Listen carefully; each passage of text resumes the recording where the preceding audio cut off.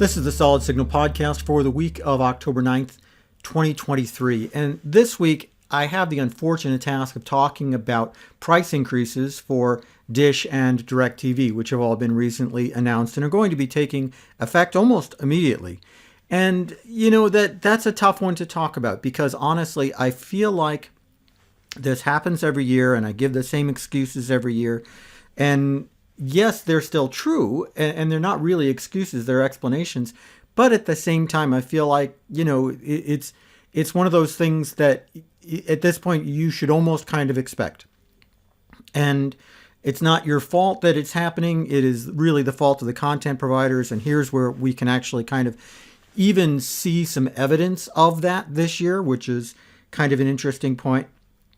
But let's look at things, big picture. When we talk about DISH and DIRECTV, in most cases, what you're seeing is your total bill is going to be going up between 2 and 4% this year. That's less than the rate of inflation, and it is a lot less than the rate of increase of your streaming apps. Yeah, they're talking about raising the price of your streaming apps $1 or $2, but, in some cases, that's a 20% increase or a 16% increase.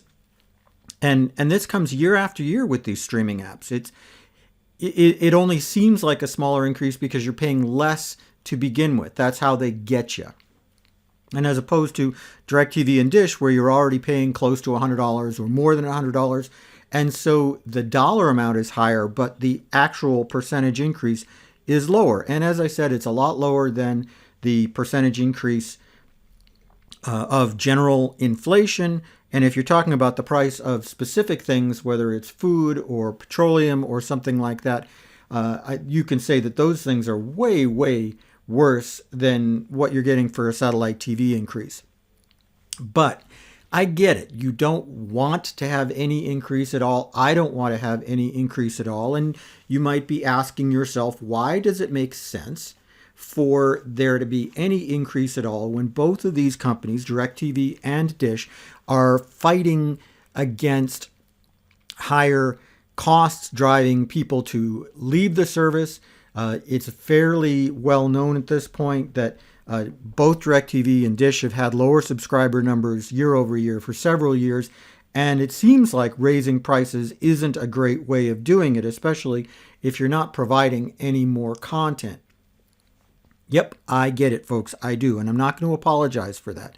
I will say that, again, if you compare DIRECTV and DISH to some of the streaming situations, well, it's night and day. And I mean, if you look at what Max is doing, where they've cut, what seems like about 20% of their content and about 80% of the content you actually wanted to watch in the last year, and they've raised prices over and over again, that seems a lot worse. And if you look at what Hulu and Disney have done, where honestly, now you could have gotten Hulu and Disney together for about $110 a year last year if you bought it at the right time. And the coming year, you're going to be spending close to $240 for the exact same content for a year. And I mean, that's well over 100% increase as opposed to 3 or 4% increase that DIRECTV and DISH are doing. But okay, let's talk about the content provider angle for a second, because I said, okay, here's some proof that the content providers are really driving the change.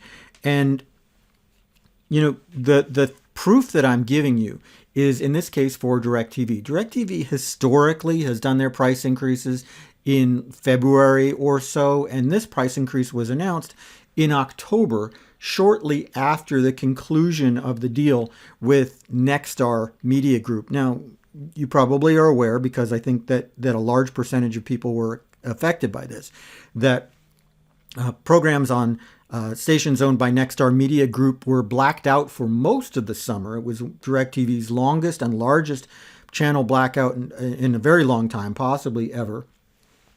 And it concluded just the week after football season started, which I'm not incredibly surprised by them. The only thing that surprises me is that it didn't conclude the week before football season started. Football is a huge driver of profits for these stations, and so it's not surprising to me that you're seeing this kind of thing driving it. But to say, okay, well, DirecTV just concluded a deal which common sense is going to tell you raises prices on 270 stations or something like that, and then they turn around and they give you a price increase to customers just a couple of weeks later, I think that's your smoking gun, folks. I've been talking about it for years about how content providers are driving these price increases because they refuse to see that despite the fact that their ratings go down more and more and more each year, and therefore their products are worth less and less and less each year, at the same time, they want to charge companies like DirecTV and DISH more and more and more every time a contract comes up. Well, what's the bottom line here? The bottom line here is, well, yeah, you do have choices. You have choices if you've been with DirecTV or DISH and you haven't had an upgrade in over 2 years, then you can cancel with no termination fee. But I hope you don't, because when I look at satellite television, I still see a huge value here. And I think that I'm going to see a huge value even if I start seeing some of those channels disappearing. I've been talking for years about how I think some of the duplicate channels on cable and satellite are going to be disappearing. We don't need 10 HBOs. We don't need like FX and TNT that seem to be showing exactly the same programming. We don't need Discovery and TLC seem to be showing exactly the same programming. Wow, I guess I'm picking all on Warner Brothers products. I wonder why that is. Anyway, despite that, I still think that satellite TV is a great deal. You get the local channels that you want, you get the network programming that you want, and you get a lot of great content out there that you can't get anywhere else, especially if you're in an RV or a boat or something like that, and streaming is not one of those things that is really going to work for you.